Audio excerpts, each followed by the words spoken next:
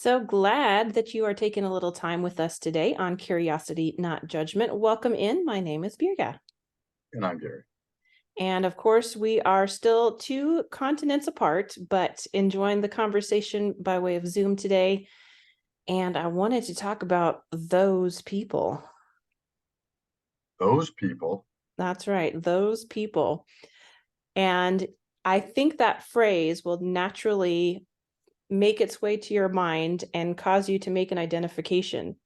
And it's just so funny that not comedic funny. It's interesting, I guess I should say, that when we use the phrase those people, who the populace or the portion of our community that comes to mind with that phrase. And really what I wanted to talk about was kind of the danger around lumping people together into those people and what it does for our judgment versus curiosity barometer. well, there's lots of things you can practice with little things, right? So, if you want to practice discipline, make your bed in the morning. Don't hit the snooze alarm, right? Set yourself up for little disciplines, and then the big disciplines come easier. We can start off with little ones on this one too. And I do this all the time, and it's something I constantly work on, and I've gotten a little better. But those people, many things come to mind with those people. One Mm. of them is driving, Ah. right? Mhm. Those people who don't follow my rules. By the way, I speed and I do other things wrong, but Mhm. don't ever be in the left lane and go slower than I am, Yep. right? Those people who do that really get on my nerves. Those people who go slower than me in any circumstance Mhm. are a problem for me. Those people are a detriment, right? They are, those people are going too slow. And then you've got the other ones that go faster than me. They're just crazy. Those people are crazy. They're going faster than me. That's crazy, right? And it's those people who don't use their blinker, Yeah. or those people who, when making a right turn, drift into the center or third lane, Mm. especially on some of our double turns, like on Academy to San Mateo. I have a lot of those people when driving. Yeah. I don't necessarily have that same association with driving and those people, but I will tell you that that phrase really started to, I'm going to say, get to me, I suppose, during the height of when we were seeing a lot of the what they dubbed the migrant caravan, as we had migrants at the border, the Mexican US border, and as people were moving up through New Mexico where we live and into the other parts of the country, I kept hearing about those people that were crossing the border. And it was, I believe, in 2020, I don't know, I think it was shortly before the shutdowns for the pandemic, that I had an opportunity to go down to the border station at El Paso, Texas, going into Mexico, and got a chance to tour a lot of the organizations that were working there on the border, several churches that were serving as respites for individuals that had crossed over and needed a place to stay, needed a place to use the bathroom, to get a meal. And I got to hear the firsthand account of several of those people.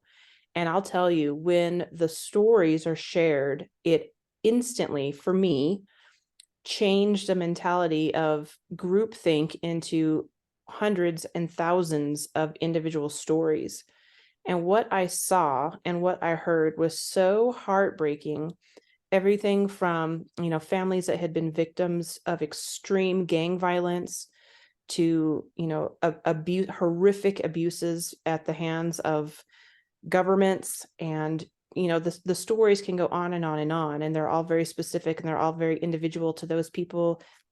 I'm saying that phrase again, that make the election to leave their country and flee for what they believe to be a better life in the United States. But knowing the why and the how behind somebody's story really did help reshape my thinking around those people. And your stories, that particular story, it reminds me, and it's a subset of the principle of it's hard to hate someone once you get to know them. Mm. It's hard to dislike someone is the better term.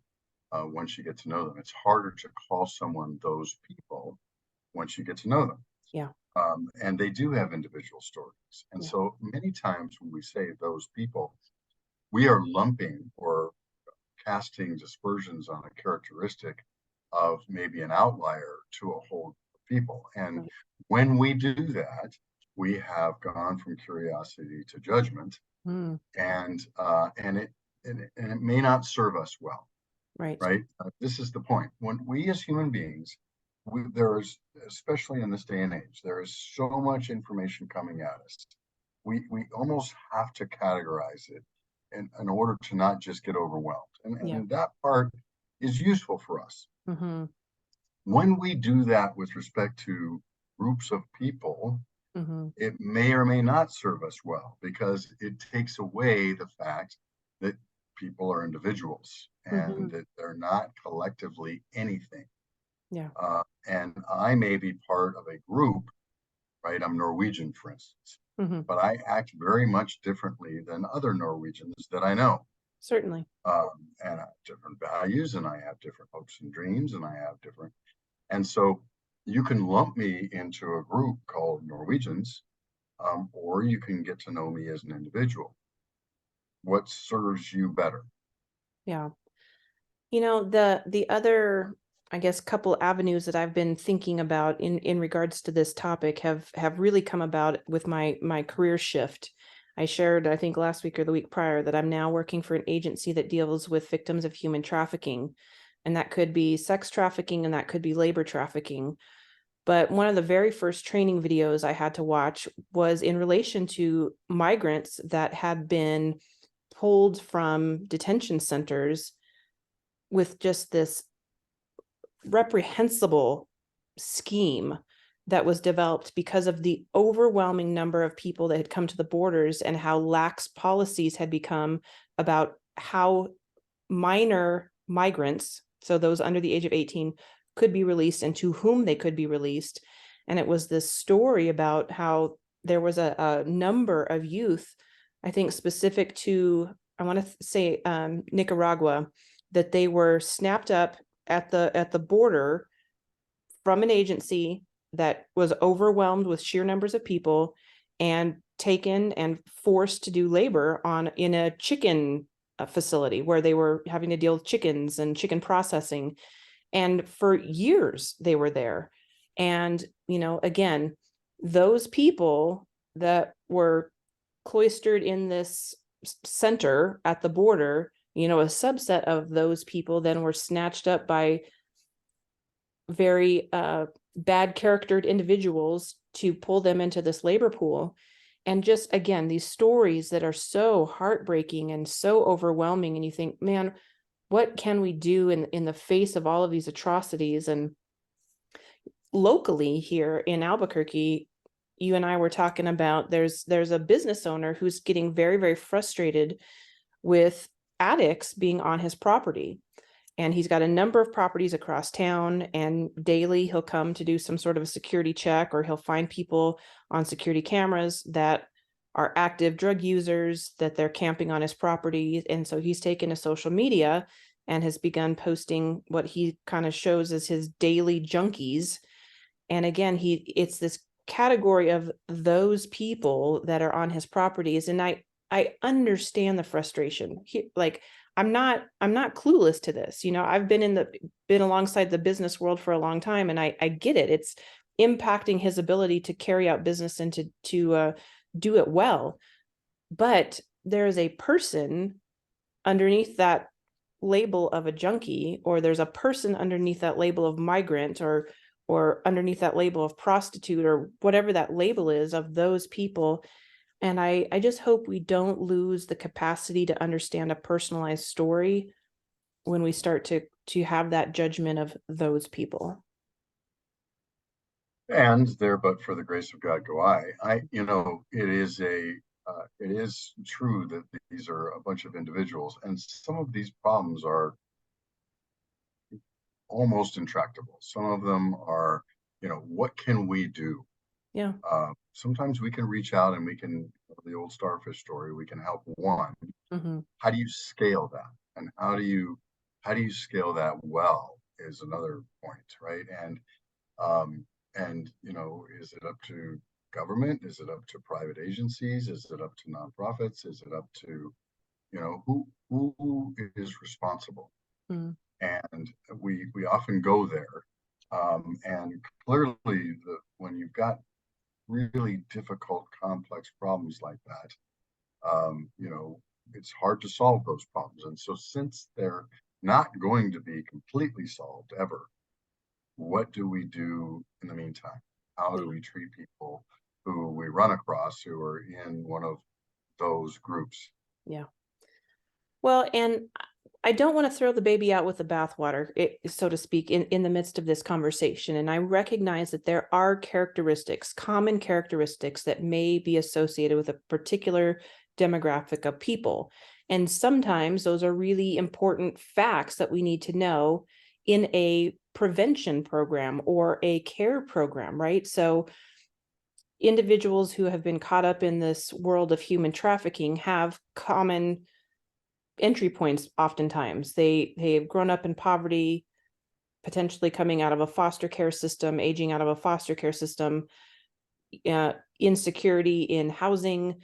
There are these common characteristics. And so I think in looking at a grouping of people, whether by nationality, by experience, whatever that grouping is, we need to be aware of the commonalities, because as you say, how do we scale any amount of help?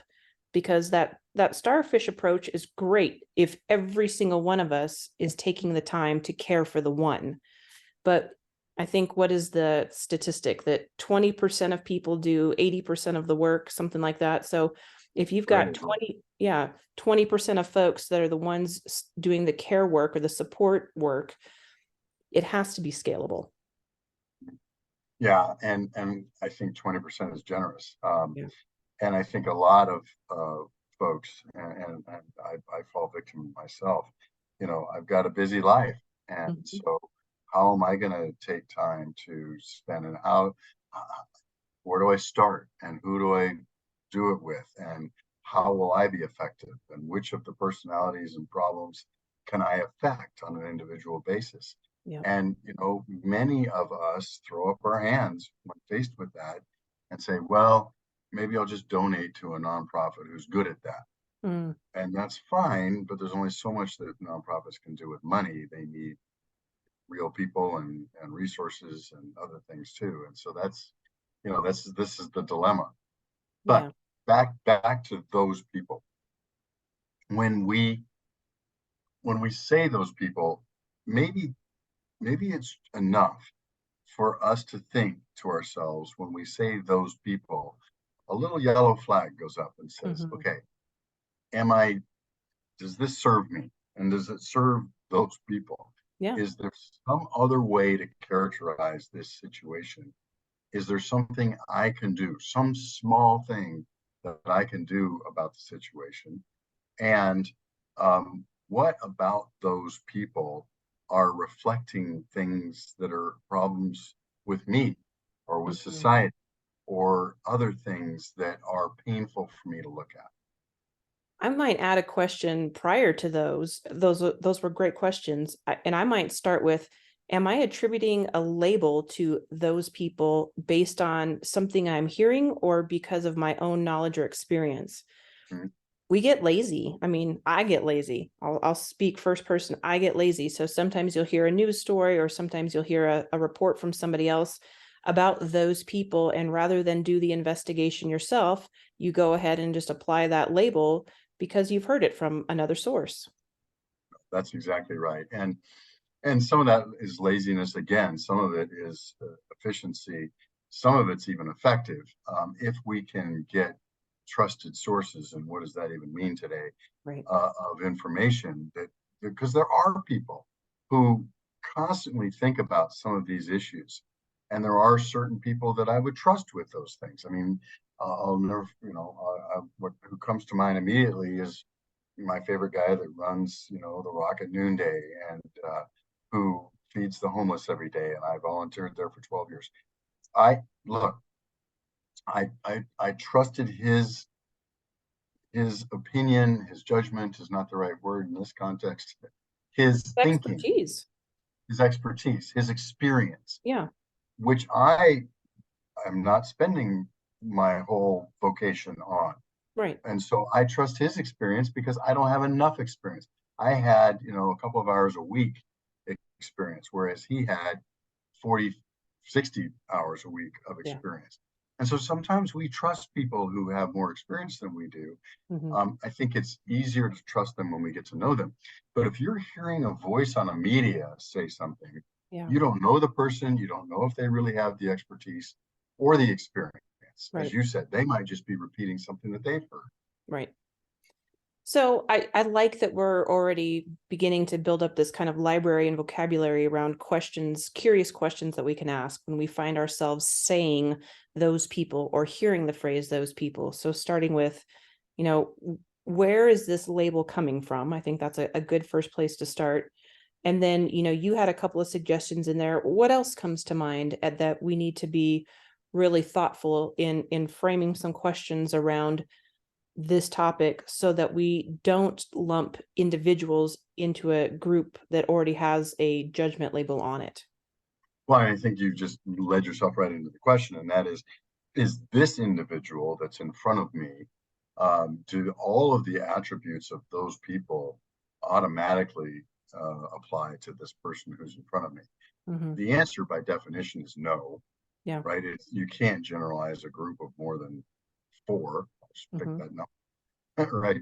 Um, and so if I believe that I can't take an attribution of an entire group and apply it to an individual, well, then that in and itself is going to help me be more curious than Hmm. judgmental. In other words, okay, now I need to understand the situation better.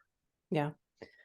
You said something that is now going to be ping-ponging back and forth in my head for the next several days that maybe we'll explore a little bit more in another episode, but about scaling help for groups of people.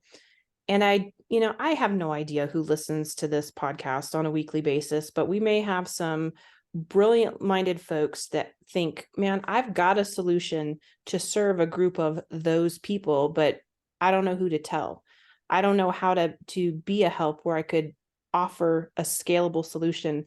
I do want to say out loud, please, please, please investigate your local nonprofits that are serving individuals in that space. And if your suggestions fall on deaf ears with the first, move on to the second, move on to the third. If you really feel like you've been endowed with some knowledge that can tackle some of these big problems, please don't just sit on it. I will say, from somebody who used to be a nonprofit, as someone who used to be a nonprofit director, sometimes, again, if we don't have relationship and somebody calls up and says, hey, I can solve all your problems, it's there might be some judgment already that we have internally with that type of a phone call. But as somebody now who is versed in curiosity, not judgment, I would just encourage you not to judge right back, but instead be curious about who is willing and ready to take my solution. Yeah, and to not be rebuffed if the first Yeah. person doesn't, as you said, because um, you know, uh, look, good ideas can come from everywhere. We all know that from personal experience, even though we don't always practice it well. And so, just if you're truly out there looking for a creative solution, you will find it. Mm. And I would start with that paradigm and it may come from the weirdest place you can think of. Yeah. And we all have had experience with that. We all know that's true, but Yeah. that's not how we act. That's not what we do in practice when we're looking for a solution to something.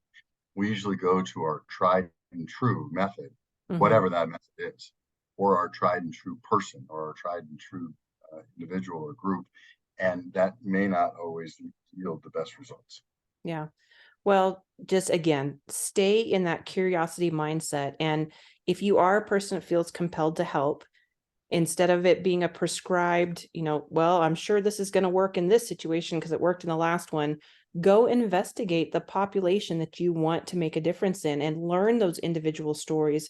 Here's some of the background details, understand the why and the how behind that specific person within the those people category to see, does your formula fit once you get down to the individual level. Yeah, exactly. The individual level is always different than the group level. Yeah. And maybe that's just something to start with, is Mhm. to, do I agree? Do I think that's true? If you don't, then let's have a further discussion. Contact us and let's talk more, because I'd love to hear that opinion. And I'd love to understand it. But if you agree that the individual is not the group, well, starting there is going to be helpful in the Yeah, process. absolutely. All right. Well, another good conversation, and I hope this really causes us all to pause when we start to, use that language of those people, or when we are hearing it on news stories or from others, and for us to really consider the individual behind those people. Absolutely. And give us some comments about your experience of how to break through that paradigm in your own life. Please do. Please do. Hey, on that note, I want to point people to the website, curiositynotjudgment.com. You can find all of the places that were listed there. I do want to say, if you are commenting on an individual platform like Apple Podcasts or Google Podcasts, I use a service that posts for us on all of these different avenues. And so I can't necessarily see comments that are on the individual sites. But if you will go to our website, we've got a way for you to contact us there directly through the page, and that comes by email directly to me. And I'm happy to hear anything that you have to share. But of course, if you would like to leave a positive comment or a rating on any of the platforms where you watch this, we would appreciate that as well. That's great. All right. Well, Gary, Good. thank you. Go ahead. No, that's it. Okay. All right. We'll wish everybody a great week. We'll catch up again next time, and stay curious. Stay curious.